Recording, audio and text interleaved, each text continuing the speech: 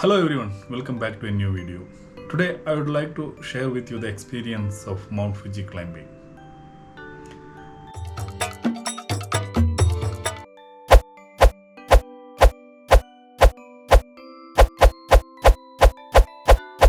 As like we do every time, we started from Shinjuku station.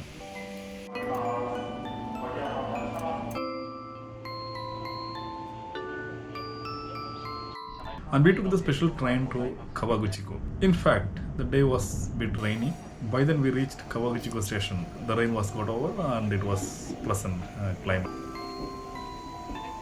To reach 5th station, we need to catch a bus. There is a round trip pass available. If you are sure you can reach within 24 hours back, then you can select that, or else take one-way ticket. One-way ticket is quite costlier than the round ticket. Mount Fuji is one of Japan's 3 holy mountains. While climbing, we must be mindful of that. A new gate has been installed higher up that closes between 4 p.m. and 3 a.m. to prevent bullet climbing. People rushing to the summit at night. After the closure, only climbers with mountain lodge reservation can pass through. We should keep one point in mind that the average daytime temperature on the summit is 5 degrees and it falls to 0 degree Celsius at sunrise when the temperature below ground level is 30 degrees Celsius. Path between the 5th and 6th stations is shown in Google Earth video. Now we are following these ways to heading up to 6th station.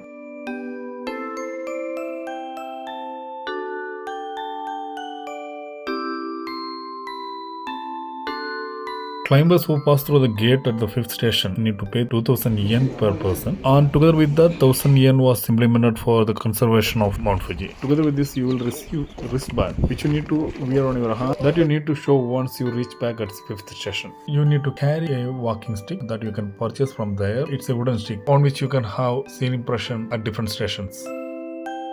Today we are on the Yoshida Trail, the most famous of all the paths.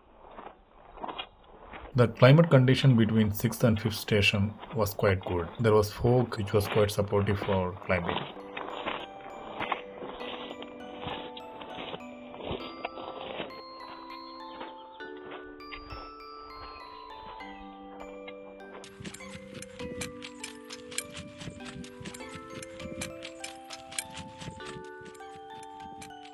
These are the emergency shelters where we can occupy once in case if there is an earthquake and chances of stone rolling from top to down is more. So during those periods we can occupy this area.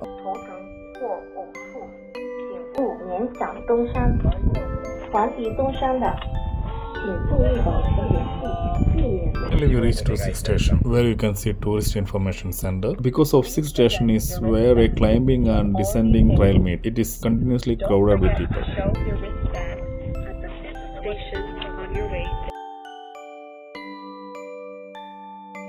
We were able to witness a tracked vehicle descending with a patient on emergency. This area has dedicated roads that are only used for transporting tracked vehicle in an emergency.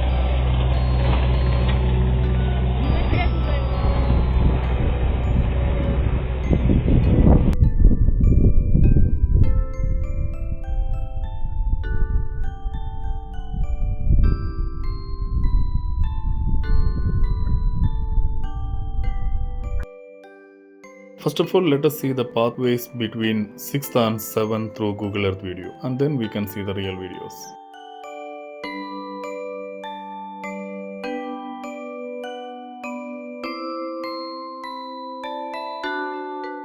Pathways have a deep side that has been produced by continuous icing and its melting over a time. During climbing time, this area will not be visible for our eyes.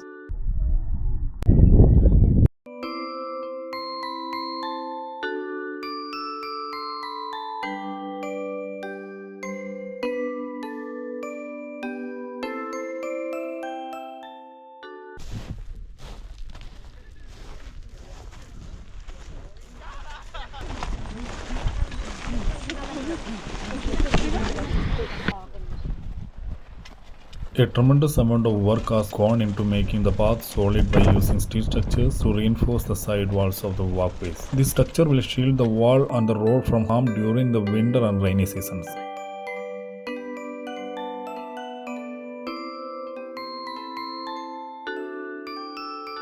The ground level of clouds are stable.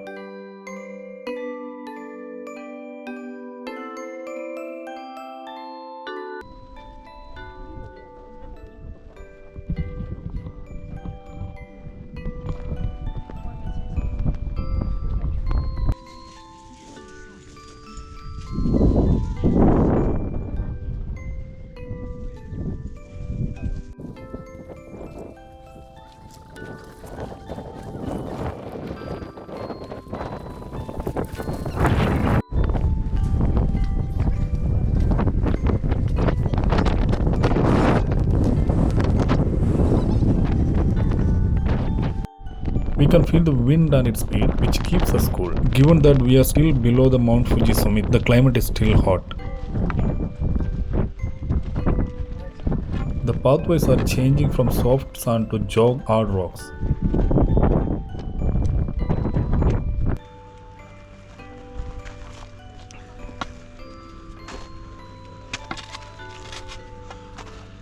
We have arrived at the first station hut along the road where we make some purchase.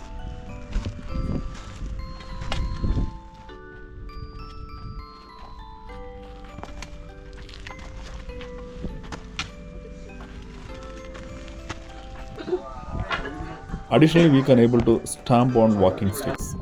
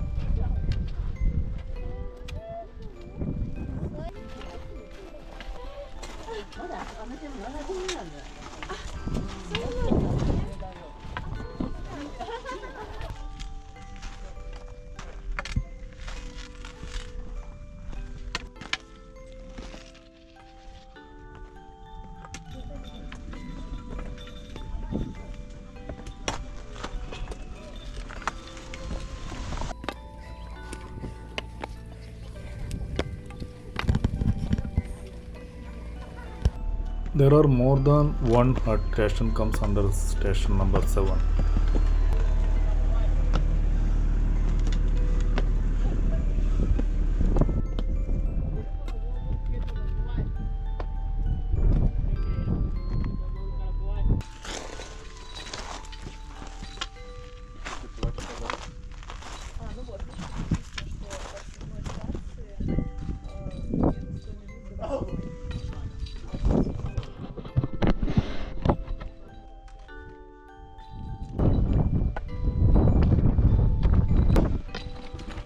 There are currently no smooth paths. Instead, one must navigate across large boulders, some of which have a diameter of more than 2 feet. However, to make sure that the climber's path is marked with ropes and chains. The same applies to climbing supports.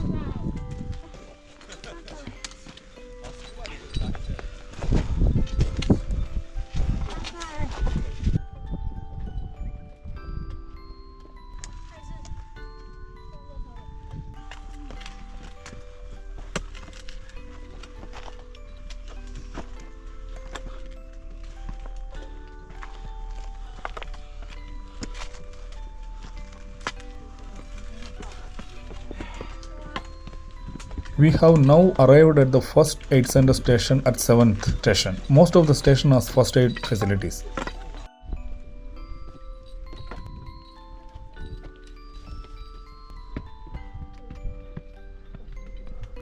The peak is 3.5 km away from the station and it takes more than 4 hours to reach there ideally. Here you can use the walking stick to make additional seal impressions. Oh, yeah.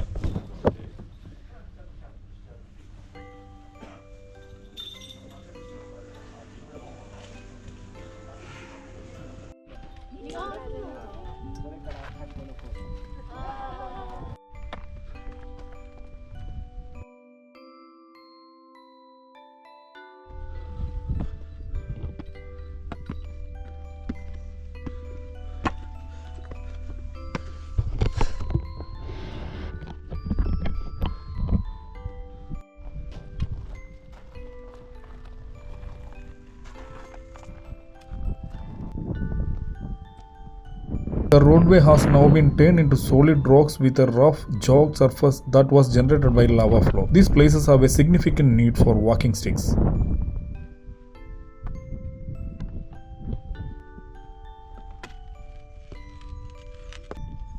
To withstand the growing cold and wind, it is necessary to switch costumes.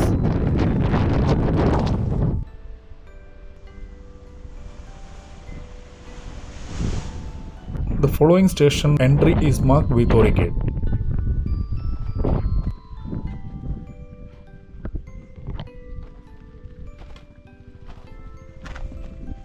The hut or stations are resistant to wind, rain, snow and icing since they are made of steady steel structures and rocks. It appears that some of the walls are made of rock created by lava.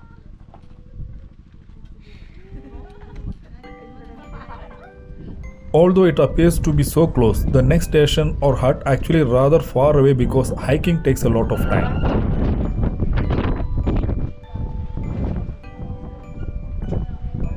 Even above on the strong structure, the hut's roof was strengthened by having boulders piled on top of them.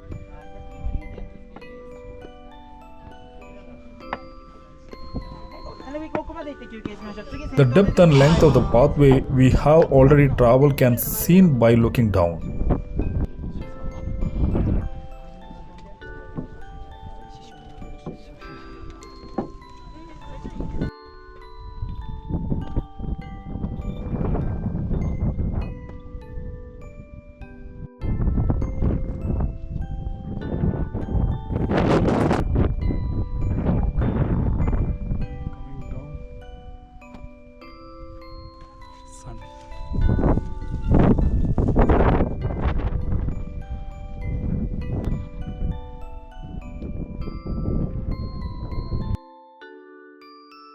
Sometimes glasses are a must in order to shield our eyes from flying debris and strong wind. After much effort, we eventually reach to the first aid station. There are 3 stations under 8. Station.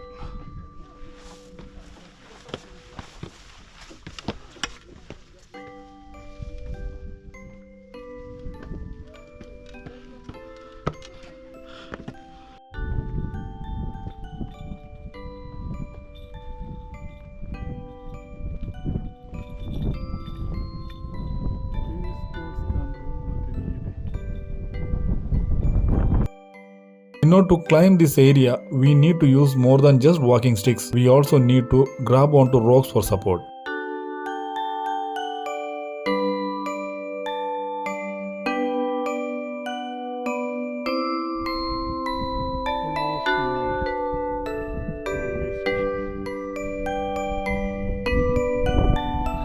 Finally, we arrived at the cabin we have reserved for the night at 8 station. It was extremely windy and chilly by then, so people had to enter their lodges early. The inner cabin is constructed of wood.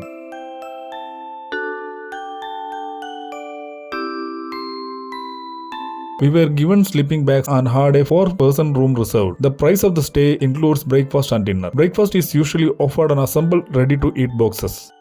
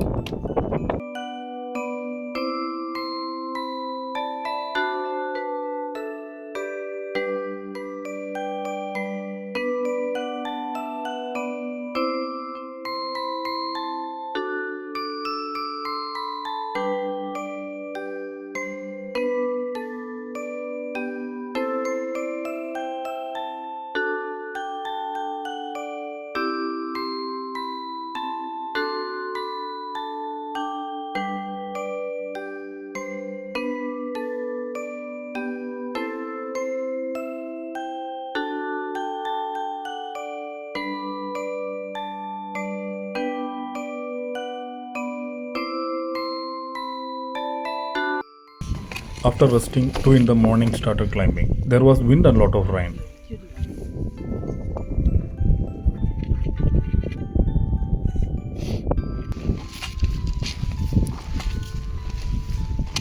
We were able to view the next station, which was lighted. The light beams displayed the direction of the wind and the movement of the clouds.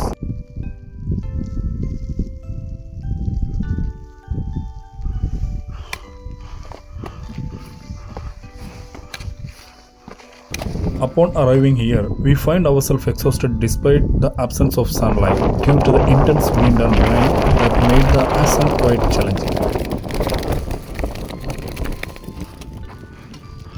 This flag provides information on the present state of circumstances at this station in relation to impact from wind and heavy rain. I was unable to capture any further picture or video after that because of the strong wind and rain, which made it impossible for the camera to remain still. To make climbing easier, we should also be positioned aerodynamically. The Tori Gate is located just before the summit. These pictures were taken in 2023, almost exactly at the same time. At this point in the day, the sun has usually risen, but today there was no rise of sunlight.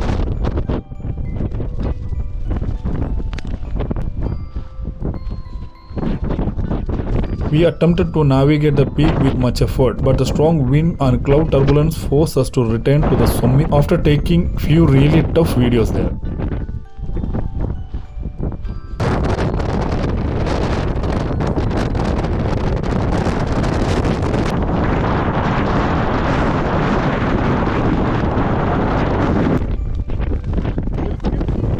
The walking stick flag indicating the turbulence created by the cloud.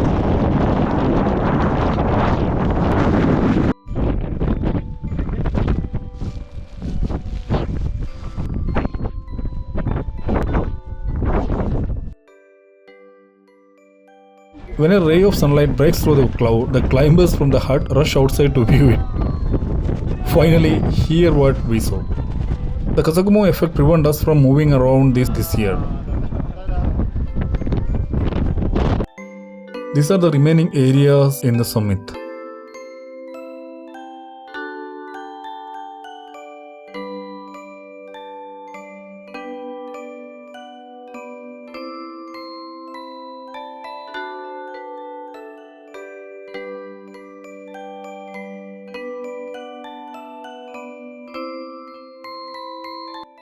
These pictures were taken in 2023.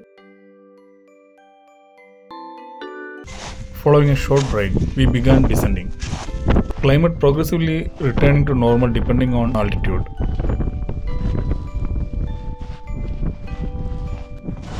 Stepping on the many little stones and boulders that line the fairy soft walkways creates a nice sound.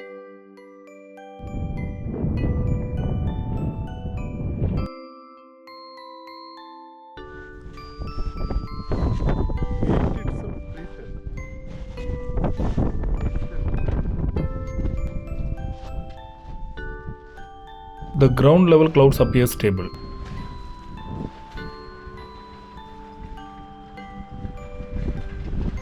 These tracked vehicles were utilized to deliver supplies to several huts.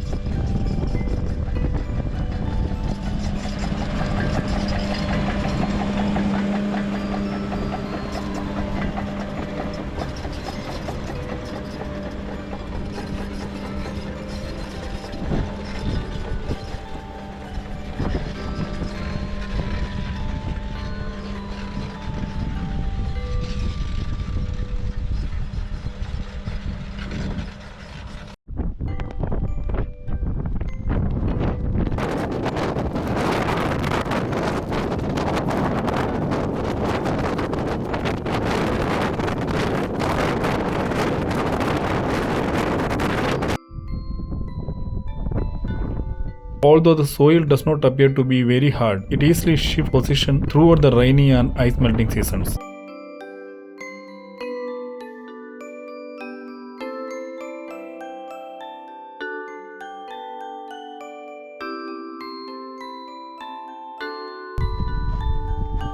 Emergency shelters are available for us to go to in the event of an emergency, providing safety from falling stones.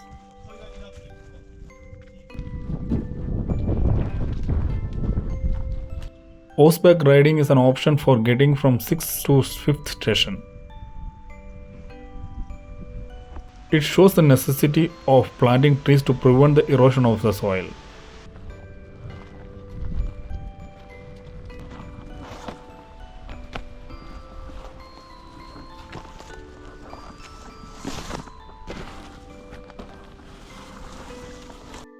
Please don't forget to subscribe my channel for more videos. Bye bye.